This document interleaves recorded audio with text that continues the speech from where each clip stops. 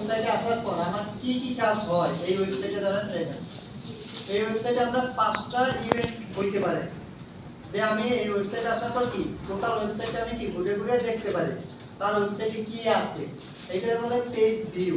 দেখেন আমি এই ওয়েবসাইটে আসলাম, এই ওয়েবসাইট টোটাল কি আছে আমি টোটালটা আমি দেখতে পারি। এই যে দেখলাম এটা একটা ইভেন্ট, এটার বলে পেজ ভিউ। দেখেন আমি টোটাল ওয়েবসাইটে দেখলাম, এটা পেজ ভিউ।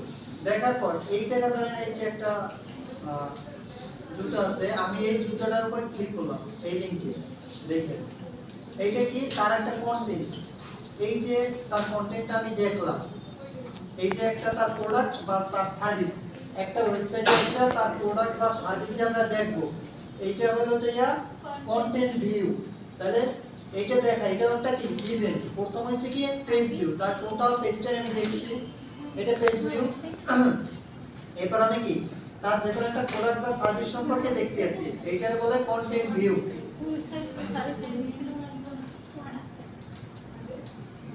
দেখেন এরপর এটা দেখার পর এবার নিচে একটা অপশন আছে অ্যাড টু কার্ট।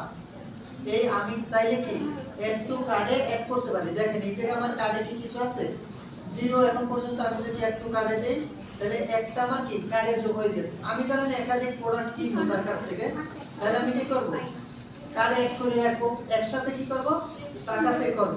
আমি একটু ব্যাগে যাই, ধরেন আমি এইটাও আমার পছন্দ হয়েছে, আমি এটা ক্লিক করলাম, এইটাও আমি অ্যাড টু কার্ডে অ্যাড করলাম। দেখছেন দুইটা। তাহলে এখন কয়টা ইভেন্ট হইছে? তিনটা হইছে না? প্রথম হইছে পেজ ভিউ। এটা কার্ড বলতে কি আমি এই প্রোডাক্টটা পছন্দ হইছে, এটা নিব, নেয়ার জন্য এটা কি কার্ডে অ্যাড করে রাখছি। ঠিক আছে, এটা রাখছি যে আমি পরে নিব। দেখছেন এটা এই যে এইটা দেখেন আইকনটা দেখেন।